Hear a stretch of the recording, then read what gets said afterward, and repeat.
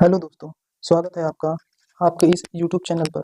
आज हम बात करेंगे यूजीसी नेट पॉलिटिकल साइंस दिसंबर 2022 में जो सेकंड शिफ्ट का एग्जाम था उसके सॉल्यूशन के बारे में। ये पॉलिटिकल साइंस सेकंड पेपर का है पेपर और इसके सॉल्यूशन के ऊपर आज हम बात करने वाले हैं। तो पहला क्वेश्चन है,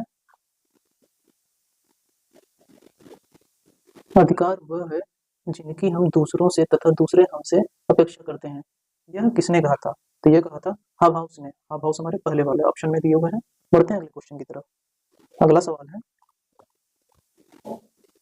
रेस्ट ऑफ द अर्थ की भूमिका किसने लिखी है? तो ये लिखा था जियां पॉल सार्त्र ने। तो ये हमारे तीसरे वाले ऑप्शन में दिए हुए हैं। तो तीसरा ऑप्शन सही हो जा रहा है। अगला सवाल है, न्याय सामाजिक संस्थाओं का प्रथम सद्गुण है। यह कथन किसका है? तो यह कथन है जॉन रॉल्स का। जॉन रॉल्स कहाँ दिए हुए हैं? दूसरे वाले ऑप्शन में। दूसरा वाला ऑप्शन हमारा सही हो जा रहा है। बढ़ते हैं अगले क्वेश्चन की तरफ। चौथा क्वेश्चन कह रहा है, राजनीति रक्तपात रहित युद्ध है और युद्ध रक्तपात युक्त राजनीति है। यह किसका कथन है? तो यह कथन है माओ से तुंग का। माओ से तुंग कहाँ है? पहले वाले ऑप्शन में। तो पहला ऑप्शन सही हो जा रहा है। बढ़ते हैं अगले क्वेश्चन की तरफ। Question number 5। 5 में क्या कहा गया है कि कौटिल्य किस विश्वविद्यालय में शिक्षण का कार्य करते थे? तो ये तक्षशिला में काम करते थे। तो तक्षशिला पहले वाले ऑप्शन में दिया हुआ है, तो पहला ऑप्शन सही हो जा रहा है। अगला सवाल है छठा नंबर। छठे में क्या कहा गया है, फतवा जहादारी की विषय वस्तु निम्नलिखित में से कौन सी है? तो यह है मुस्लिम शासकों के लिए नसीहत, जो कि पहला वाला ऑप्शन में दिया हुआ है। तो पहला ऑप्शन हमारा सही हो जा रहा है। बढ़ते हैं अगले सवाल की ओर। 7वें नंबर में क्या कहा गया है, बेगमपुरा ईश्वर का साम्राज्य की संकल्पना निम्नलिखित में से किससे संबद्ध है? तो यह संबद्ध था कबीर से। तो तीसरा हमारा ऑप्शन कबीर सही हो जा रहे हैं। अगला सवाल है क्वेश्चन नंबर 8। 8 में क्या कहा गया है, आर्य महिला सभा की स्थापना किसने की थी? तो ये किए थे रमाबाई।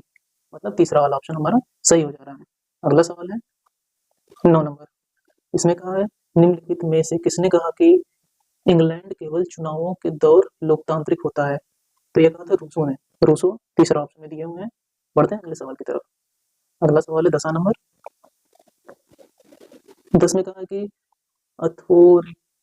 अथॉरिटेरियन पर्सनालिटी पुस्तक के लेखक कौन है? तो ये थे थियोडोर अडॉर्नी, जो कि दूसरे ऑप्शन में दिए हुए हैं। तो हमारा दूसरा ऑप्शन सही हो जा रहा है, थियोडोर अडॉर्नी। अगला सवाल है 11 नंबर। 11 में क्या कहा है,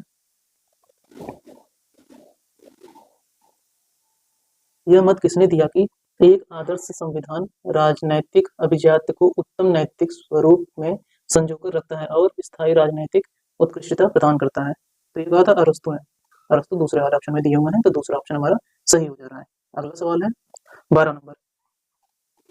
12 में क्या कहा है, त्रिसकेंद्रीय वलयों केंद्र अर्धपरिधि एवं परिधि से युक्त वैश्विक आर्थिक प्रणाली का विचार किसने प्रतिपादित किया था? तो ये किया था वॉरस्टीन ने, इमैनुअल वॉरस्टीन। मतलब दूसरा ऑप्शन में दिए हुए हैं, तो दूसरा ऑप्शन ही हमारा सही हो जाता है। अगला सवाल है 13 नंबर। 13 में क्या कहा है, निम्नलिखित में से किस अधिनियम से प्रांत में द्वैत प्रणाली को समाप्त कर दिया गया और प्रांतीय स्वायत्तता को लागू कर दिया गया था? तो ये किया गया था भारत सरकार अधिनियम 1935 में, जो कि तीसरा वाला ऑप्शन में दिया हुआ है। तीसरा ऑप्शन हमारा सही हो जा रहा है। अगला सवाल है 14 नंबर। 14 में क्या कहा है कि उच्चतम न्यायालय की मौलिक अधिकारिता के संदर्भ में निम्नलिखित कौन सा सही नहीं है? कौन सा सही नहीं है? भारत सरकार एवं एक या अधिक राज्यों के मध्य विवाद, दो अथवा अधिक राज्यों के मध्य विवाद भारतीय संविधान के अनुच्छेद 32 मौलिक अधिकारों को प्रवर्तित कराने के संदर्भ में उच्चतम न्यायालय को अनन्य मौलिक अधिकारिता प्रदान करता है। चौथा क्या कह रहा है, उच्चतम न्यायालय को सभी न्यायालयों एवं अधिकरणों पर व्यापक मौलिक अधिकारिता प्राप्त है। तो ऐसा नहीं है, चौथा ऑप्शन गलत लग रहा है, बाकी सारे ही सही है। पूछा कौन सा सही नहीं है, तो चौथा सही नहीं है, बाकी सारे ही सही है। तो चौथा ऑप्शन हमारा सही हो जा रहा है। अगला सवाल है 15 नंबर। 15 में क्या कहा है, पंचायती राज व्यवस्था पर अशोक मेहता समिति की अनुशंसाओं के बारे में निम्नलिखित कौन से कथन सही है? कौन से कथन सही है? तो इसमें जो है कि दूसरा वाला ऑप्शन सही है। दूसरा में क्या कहा है, न्याय पंचायतों को पंचायतों के विकास से पृथक निकायों के रूप में रखा जाना चाहिए। दूसरा ऑप्शन ही हमारा एनटीएल सही माना है। बढ़ते हैं अगले सवाल की तरफ। अगला सवाल 16 नंबर। 16 में क्या कहा है, निम्नलिखित में से भारतीय संविधान के किस अनुच्छेद में मंत्रिपरिषद के गठन एवं उसके द्वारा भारत के राष्ट्रपति को सलाह एवं सहायता का प्रावधान है? तो यह अनुच्छेद 74 के अंतर्गत, जो कि दूसरे ऑप्शन में दिया हुआ है। बढ़ते हैं अगले सवाल की ओर। 17 नंबर। 17 में क्या कहा है? भारत के संवैधानिक भवन को सीमलेस वेब के पद में किसने अवधारीकृत किया? तो ये किया था ग्रैमियन ऑस्टिन ने, जो कि दूसरे वाले ऑप्शन में दिए हुए थे। दूसरा ऑप्शन हमारा सही हो जा रहा है। अगला सवाल है सवाल नंबर 18। 18 में क्या कहा है? निम्नलिखित में से कौन सा आंदोलन चंडी प्रसाद भट्ट से संबंधित है? चंडी प्रसाद भट्ट से जो है कि चिपको आंदोलन संबंधित था। तो ये तीसरा ऑप्शन में चिपको आंदोलन दिया हुआ है, तो तीसरा ऑप्शन हमारा सही हो जा रहा है। अगला सवाल है 19 नंबर। 19 में क्या कहा है कि निम्नलिखित में से कौन उच्चतम न्यायालय के वादों की कार्रवाई की लाइव स्ट्रीमिंग पर आधारित उच्चतम न्यायालय के निर्णय से संबद्ध है?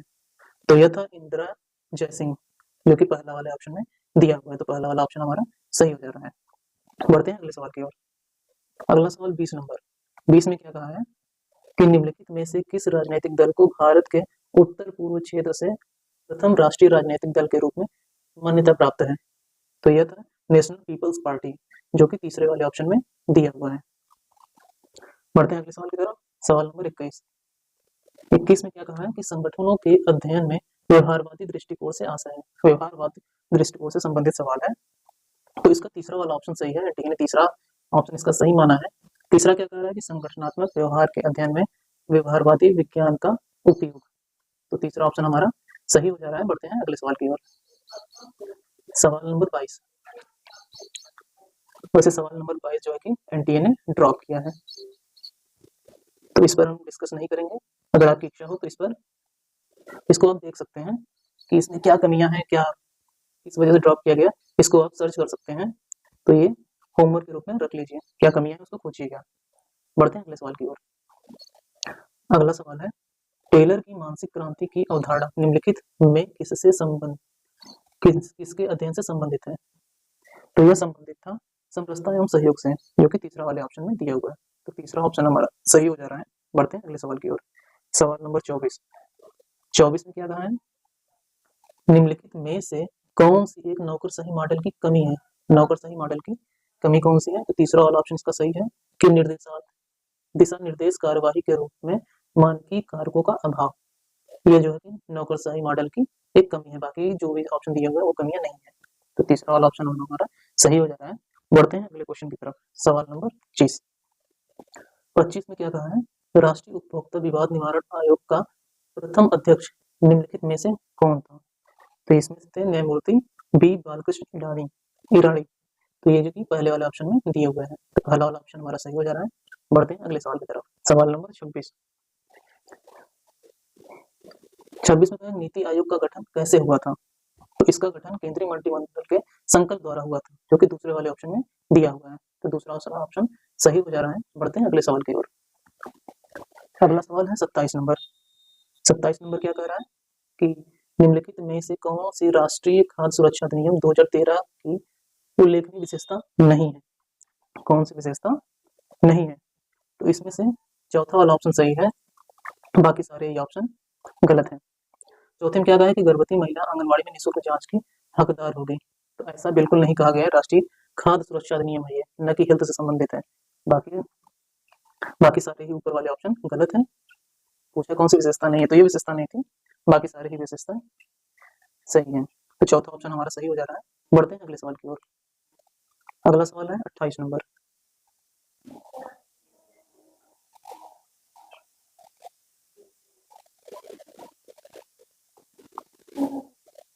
28 में कहा है कि संविधान का दर्शन निम्नलिखित में से किसके द्वारा अनुप्राणित एवं निर्मित है?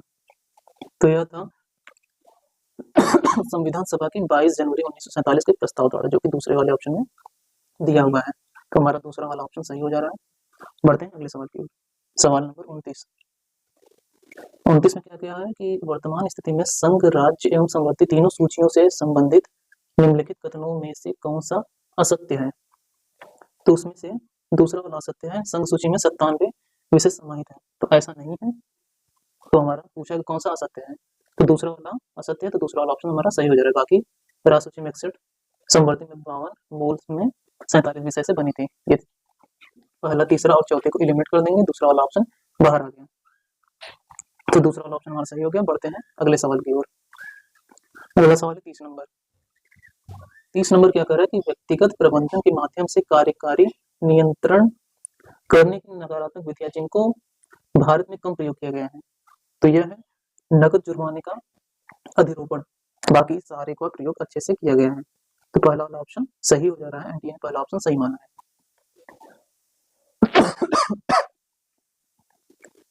बढ़ते हैं अगले सवाल की ओर। अगला सवाल है 31 नंबर। 31 में क्या कहा है कि हेनरी फ्यूल का प्रशासन का सामान्य सिद्धांत निम्नलिखित किस पर अनुप्रयोज्य होता है? तो यह होता है शीर्ष प्रबंध स्तर पर, जो कि दूसरे वाले ऑप्शन में दिया हुआ है।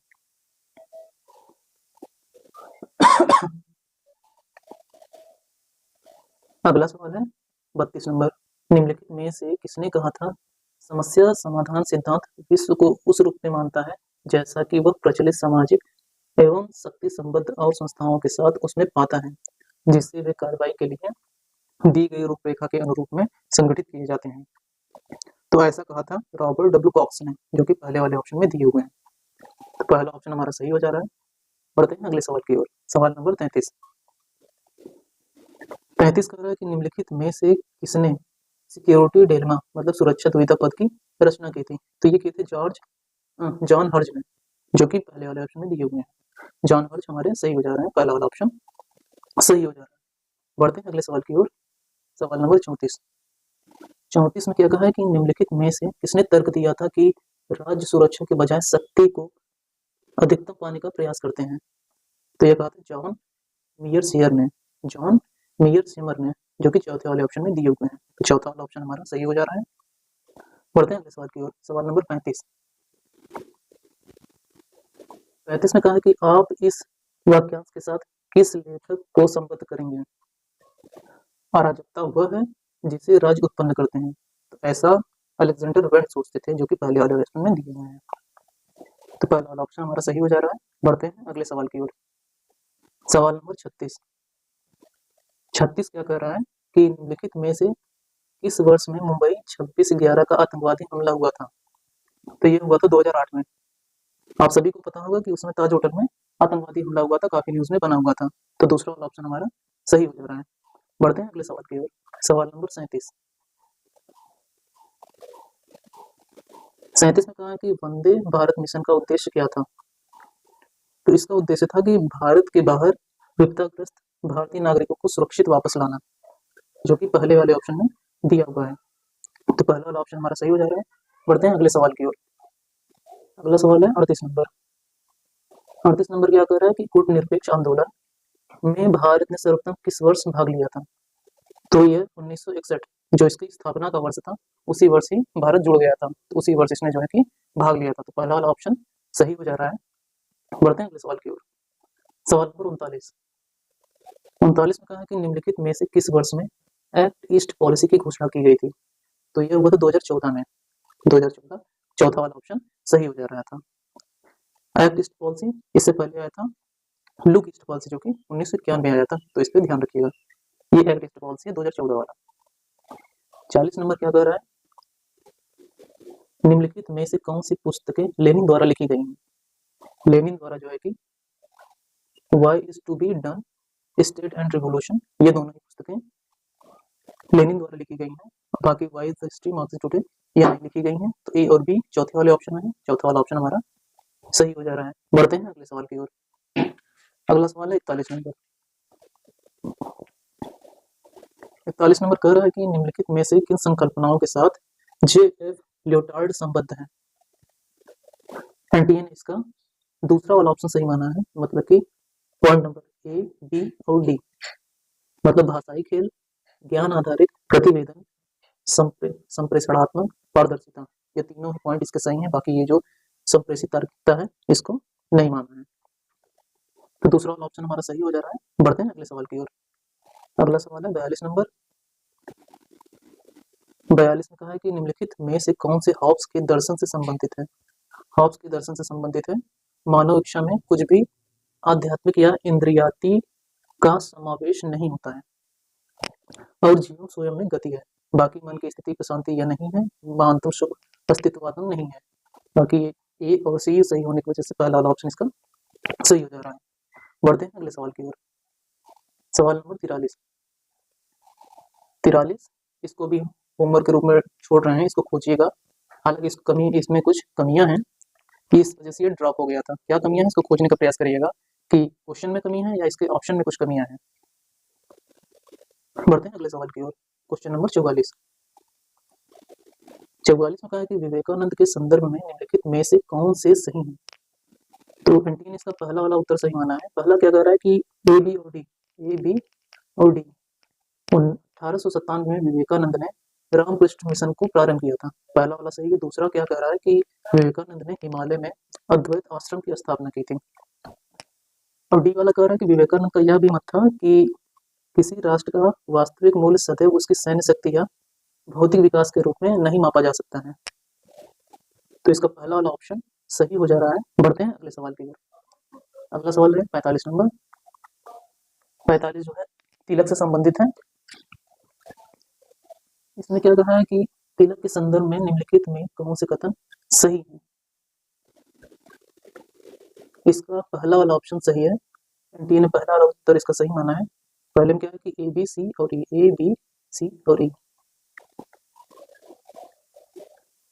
डी को एलिमिनेट किया है। डी क्या है, तिलक ने पूना न्यू इंग्लिश स्कूल की स्थापना का विरोध किया था। तो ऐसा उन्होंने विरोध नहीं किया था, तो डी को एलिमिनेट कर सकते हैं, तो भी निकल कर बाहर आ जाएगा। पहला वाला ऑप्शन हमारा सामने आ गया निकल कर, तो पहला वाला ऑप्शन सही हो जा रहा है। बढ़ते हैं अगले सवाल की ओर।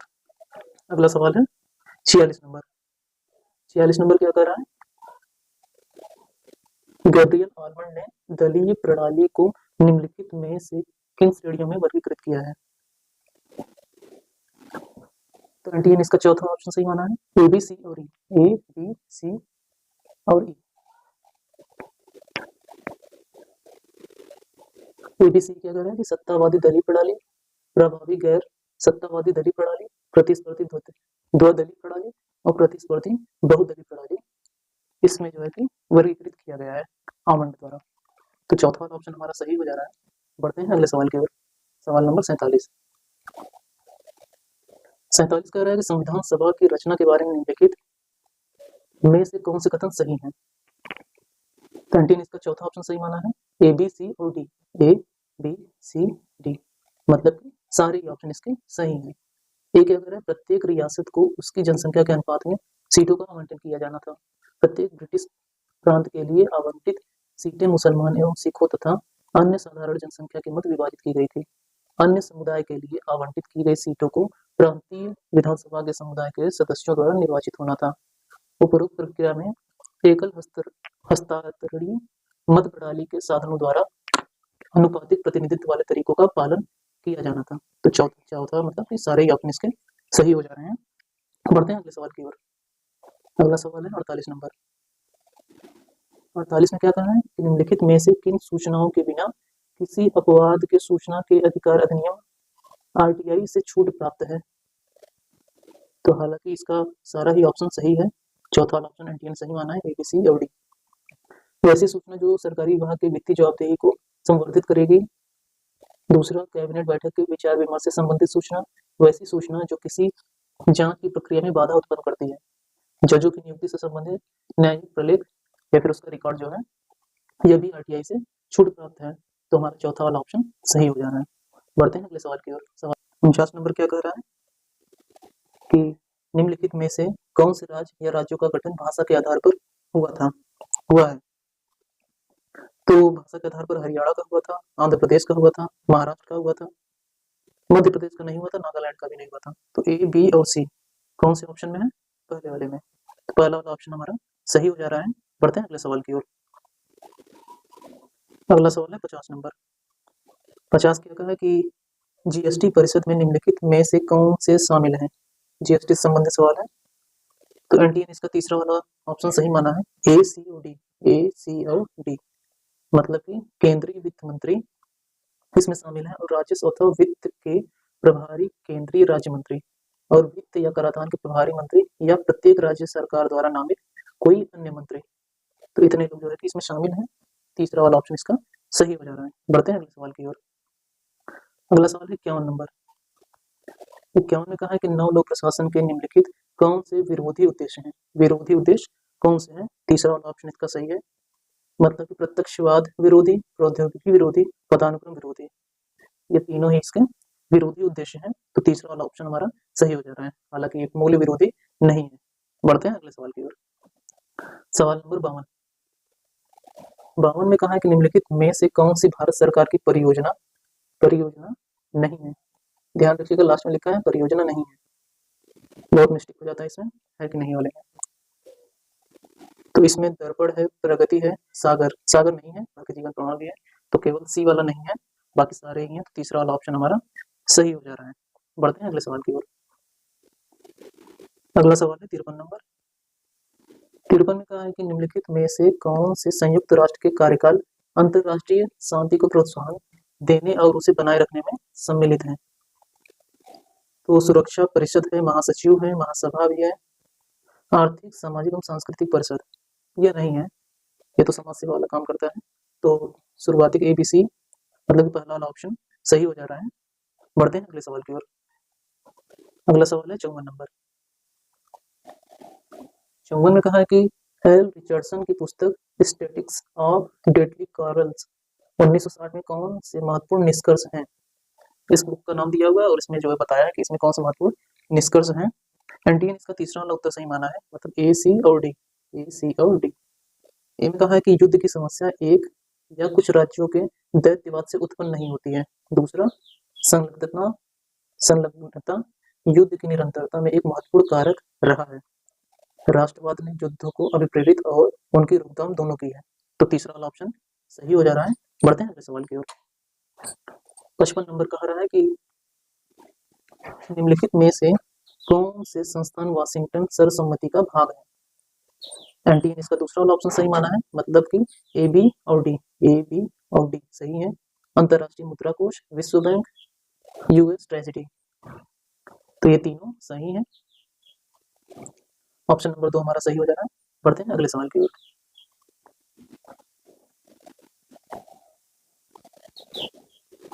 56 नंबर क्या कर रहा है कि निम्नलिखित में से कौन सा सिद्धांत भारतीय परमाणु सिद्धांत से संबंधित है?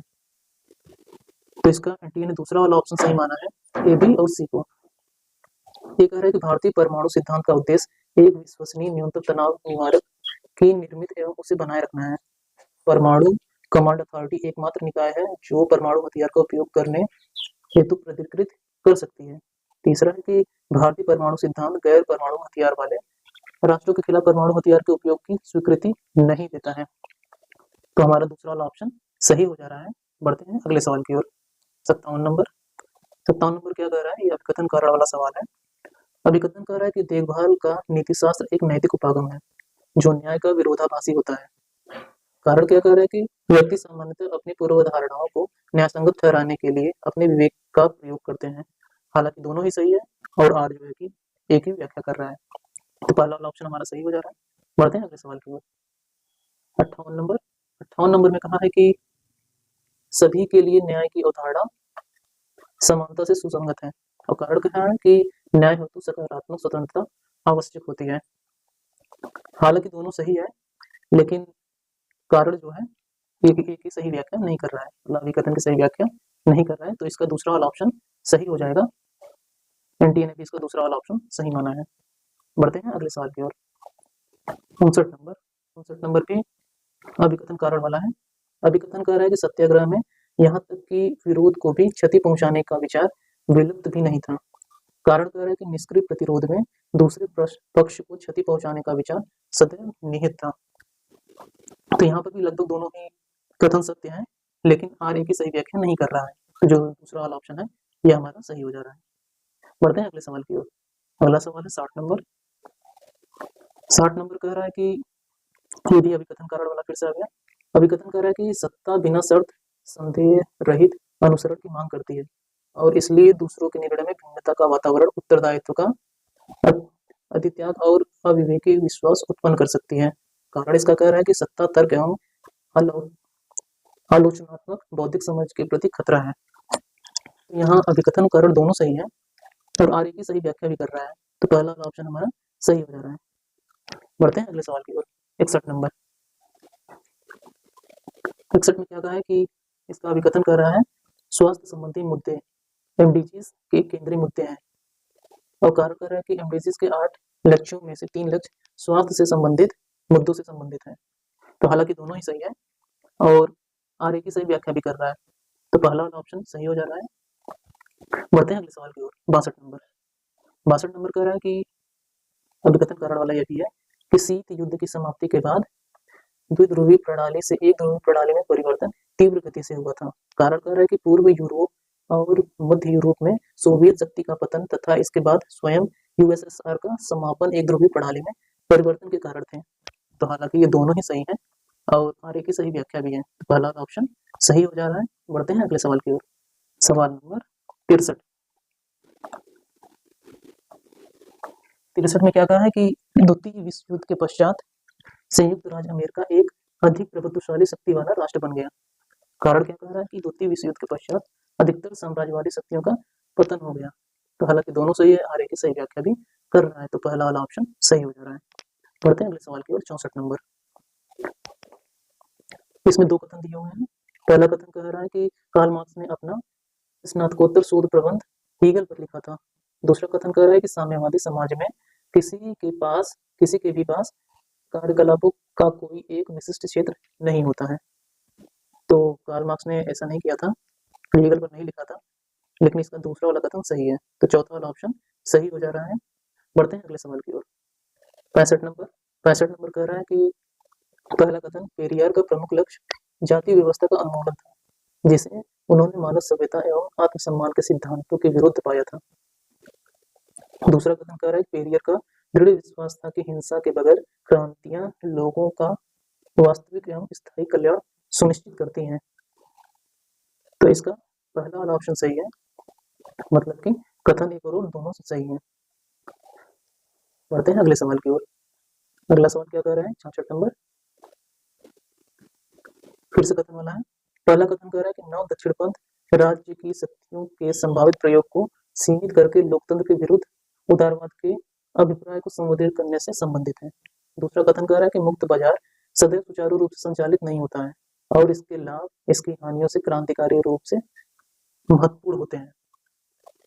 तो ऐसा बिल्कुल नहीं है, दोनों ही कथन यहाँ पर सही नहीं है। कहा दूसरा ऑप्शन कथन एक और दो दोनों ही गलत है, दूसरा ऑप्शन हमारा सही हो जा रहा है। बढ़ते हैं अगले सवाल की ओर। 67 नंबर। 67 नंबर में क्या कहा है कि कथन एक, विधि के समक्ष समता भारत के राष्ट्रपति पर लागू नहीं होते हैं। ये तो बिल्कुल गलत है। दूसरा कथन कह रहा है कि भारत के राष्ट्रपति भारत के संविधान के अंतर्गत विशेष अधिकार का उपयोग करते हैं, तो ये सही है। तो पहला गलत दूसरा सही, मतलब चौथा वाला ऑप्शन यहाँ सही हो जा रहा है। बढ़ते हैं अगले सवाल की ओर। सवाल नंबर 68। 68 में क्या कहा है कि मंडल आयोग रिपोर्ट समाज के सामाजिक रूप से वंचित वर्गों के लिए सकारात्मक कार्रवाई की योजना थी। ये तो ठीक है। मंडल आयोग रिपोर्ट 1979 में भारत सरकार के समक्ष प्रस्तुत की गई थी, तो ये गलत है। तो तीसरा वाला ऑप्शन हमारा सही हो जा रहा है, मतलब कथन एक तो सही है लेकिन दूसरा वाला गलत है। बढ़ते हैं अगले सवाल की ओर। अगला सवाल है 69 नंबर। 69 में क्या कहा है कि भारत के संघवाद के रूप में व्युत्पन्न या प्रासित रूप की अपेक्षा एक मौलिक रूप में सर्वोत्तम ढंग से समझा जाता है। दूसरा क्या कर रहा है, भारत ने पूर्व की रूपरेखा के अनुपालन के बजाय संघवाद के अपने संवैधानिक व्यवहार को परिभाषित किया। हालांकि दोनों ही कथन यहाँ पर सही है, तो हमारा पहला वाला ऑप्शन यहाँ सही हो जा रहा है। बढ़ते हैं अगले सवाल की ओर। सवाल नंबर 70। 70 क्या कह रहा है कि अलेक्जेंडर वेंड ने अंतरराष्ट्रीय प्रणाली में अराजकता के 3 प्रकार की पहचान की है। तो ये तो ठीक है, 3 प्रकार उसने बताया था। कथन दूसरा कह रहा है कि अलेक्जेंडर वेंड एक आदर्शवादी विचारक थे, तो ये सही नहीं है, आदर्शवादी वो नहीं थे। तो तीसरा वाला ऑप्शन यहाँ पर हमारा सही हो जा रहा है। बढ़ते हैं अगले सवाल की ओर। 71 नंबर। 71 कह रहा है कि वैश्विकवादियों की मूल अवधारणा यह है कि वैश्वीकरण सिद्धांतिक रूप में सभी के लिए उपभोक्ता वस्तुओं के विकल्प में वृद्धि करता है। दूसरा कथन कह रहा है कि व्यक्तिवादियों का मानना है कि वैश्वीकरण धनिकों का पक्षधर है। वैश्वीकरण धनियों का पक्षधर है, ये स्टेटमेंट सही नहीं है, बाकी पहला वाला स्टेटमेंट सही है, तो हमारा तीसरा वाला ऑप्शन सही हो जा रहा है। बढ़ते हैं अगले सवाल की ओर। सवाल नंबर 72। 72 में क्या है कि एक तरफ संकल्पना दी हुई है, दूसरी तरफ विचारक दिए हुए हैं। इसका एनटीए ने दूसरा वाला ऑप्शन सही माना है कि इतिहास अभिजात तंत्र का कब्रगाह है। यह कहा था, यह संकल्पना दी थी विल्फ्रेड परेरो ने। और अल्पतंत्र का लौह नियम यह किसने कहा था? माइकल्स ने दिया था। और नौकरशाही तर्क संगति इसको दिया था मैक्स वेबर ने। लोकतांत्रिक अभिजात्यवाद को किसने दिया था? जोसेफ शुम्पीटर ने। तो हमारा दूसरा वाला ऑप्शन सही हो जा रहा है। बढ़ते हैं अगले सवाल की ओर। 73 नंबर। 73 में क्या कहा है कि एक तरफ पुस्तक या एवं संकल्पनाएं दी हुई हैं, दूसरी तरफ लेखक या फिर विचारक का नाम दिया हुआ है। एनटीए ने इसका तीसरा वाला ऑप्शन सही माना है कि साइलेंट स्प्रिंग इसको जो है हार कार्सर ने लिखा था। और डीप साइकोलॉजी इसको दिया था आर्ने नाइस ने। और ट्रेजेडी ऑफ कॉमन्स इसको दिया था गैरेट हार्डिंग ने। इमेजिन्ड कम्युनिटीज इसको दिया था बी एंडरसन ने। तो हमारा तीसरा वाला ऑप्शन सही हो जा रहा है। बढ़ते हैं अगले सवाल की ओर। 74 नंबर। 74 नंबर सवाल कह रहा है कि एक तरफ संकल्पना दी हुई है, दूसरी तरफ विचारक का नाम दिया हुआ है। एंटीन इसका दूसरा वाला ऑप्शन सही माना है। दूसरा कह रहा है कि वर्ग के रूप में जो राज्य है यह मार्क्स और लेनिन से संबंधित है। और नैतिक जीवन के रूप में राज्य जो है ये रूसो, ग्रीन, हेगल से संबंधित है। और शक्ति के रूप में राज्य जो है ये मैकियावेली और हॉब्स के संबंधित है। न्यूनतम राज्य जो है हायर और नॉजिक से संबंधित है। तो दूसरा वाला ऑप्शन हमारा सही हो जा रहा है। बढ़ते हैं अगले सवाल की ओर। अगला सवाल है 75 नंबर। 75 में एक तरफ पुस्तक का नाम दिया हुआ है, दूसरी तरफ लेखक का नाम दिया हुआ है। और एनटीए ने इसका चौथा वाला ऑप्शन सही माना है। मतलब हिंद स्वराज किसने लिखा था? एम.के. गांधी ने, मतलब महात्मा गांधी ने। और डिस्कवरी ऑफ इंडिया नेहरू ने लिखा था। गीता रहस्य तिलक जी ने लिखा था। और हु वर द शूद्रा इसको अम्बेडकर साहब ने लिखा था। तो चौथा वाला ऑप्शन हमारा सही हो जा रहा है। अगला सवाल 76 नंबर। 76 नंबर में क्या कहा है कि एक तरफ विचारक का नाम दिया हुआ है, दूसरी तरफ संकल्पना का नाम दिया हुआ है। एंटी ने इसका दूसरा वाला ऑप्शन सही माना है कि सार्तोरी को डेमो प्रोजेक्ट और डेमो पावर से संबंधित किया है। और मॉरिस को जीवन सूचकांक की भौतिक गुणवत्ता से।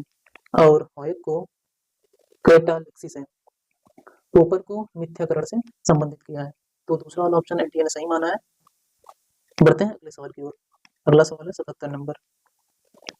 77 में क्या है? दो सूचियां दी हुई हैं, हमको इसको मिलाना है। एनटीए ने इसका दूसरा वाला ऑप्शन सही माना है।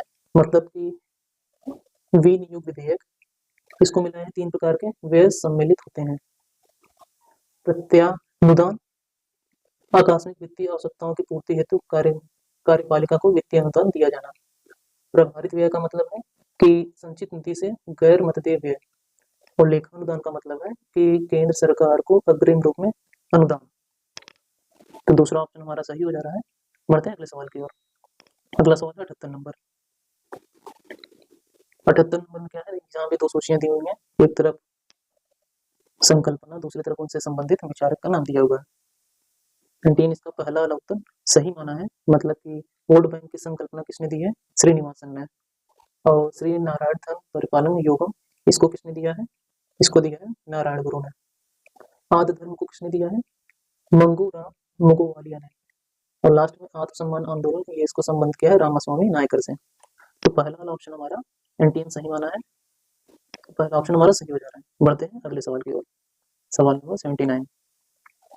इसमें एक तरफ विचारक का नाम दिया है, दूसरी तरफ संकल्पना का नाम दिया हुआ है। एनटीए ने इसका तीसरा वाला ऑप्शन सही माना है। मतलब एस साइमन जो है इन्होंने किसकी संकल्पना दी हुई है? इन्होंने दिया था कार्यक्रमबद्ध एवं गैर कार्यक्रमबद्ध निर्णय। पीटर ड्रकर ने क्या दिया था? इन्होंने दिया था सामान्य एवं विशिष्ट निर्णय। C.I. बर्नार्ड ने संगठनिक एवं व्यक्तिगत निर्णय को दिया था। और लास्ट में एम.पी. फॉलेट ने रचनात्मक संघर्ष की अवधारणा को या संकल्पना को दिया था। तो तीसरा ऑप्शन हमारा सही हो जा रहा है। बढ़ते हैं अगले सवाल की ओर।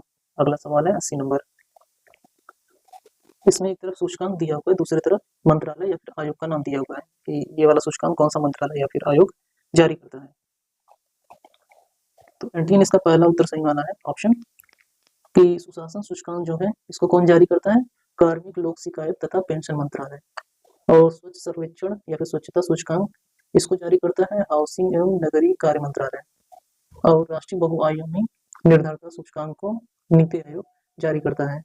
NFSA हेतु राज्य रैंकिंग इसको जो है उपभोक्ता मामले, खाद्य एवं सार्वजनिक वितरण मंत्रालय द्वारा जारी किया जाता है। तो पहला वाला ऑप्शन हमारा सही हो जा रहा है। बढ़ते हैं अगले सवाल की ओर। सवाल नंबर 81। तो 81 में एक तरफ संगठन का नाम दिया हुआ है, दूसरी तरफ उनकी सदस्य संख्या का नाम दिया हुआ है।